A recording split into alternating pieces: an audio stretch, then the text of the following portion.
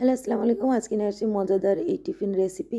তো দেখতে দেখেন কতটা লোভনীয় লাগছে। বাচ্চারা এক নিমিষে শেষ করে ফেলবে।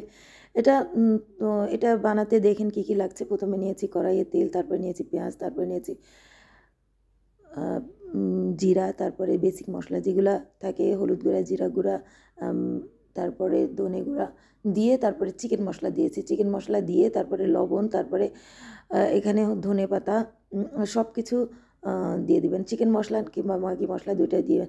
ভালোভাবে মিক্স করবেন একদম মসলা যাতে আলুর সাথে মিক্স হয়ে যায়। তো ভালোভাবে নেড়ে নিবেন ৫ মিনিট, তারপরে দিয়ে দিবেন লেবুর রস হালকা। তো আমার হয়ে গিয়েছে। তারপরে এখানে আমি নিয়েছি ব্রেড স্লাইসে একটু পানি ছিটিয়ে ব্রেড স্লাইসকে একটু নরম করে নেবেন। নরম করে নিয়ে তারপর ব্রেড স্লাইসে এরকম বল বানিয়ে নেবেন। দেখেন আমি বল বানিয়ে নিয়েছি।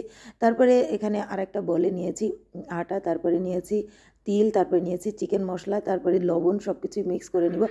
মিক্স করে হয়ে গিয়েছে। দেখেন এইভাবে ব্যাটারটা বানাবেন। তারপরে ওই বলগুলি ডুবিয়ে তারপরে গরম তেলে এই বলগুলি ছেড়ে দিবেন। ছেড়ে দিয়ে দেখেন আস্তে, আস্তে এভাবে তেল উপরে উঠে আসা পর্যন্ত তো এটা একটু ভাজবেন, নাহলে আপনি ডুবো তেলেও ভাজতে পারেন।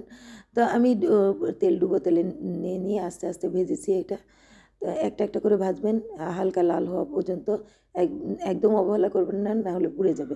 এভাবে গোল্ডেন করে নিয়ে ভাজবেন। দেখেন আমি একটা একটা করে তুলে নিচ্ছি এই যে এভাবে। তারপরে দেখেন আমি সার্ভ করে দিয়েছি। তো কেমন লাগলো আমার এই রেসিপি? লাইক দিবেন, শেয়ার দিবেন, পাশে থাকবেন। আল্লাহ হাফিজ।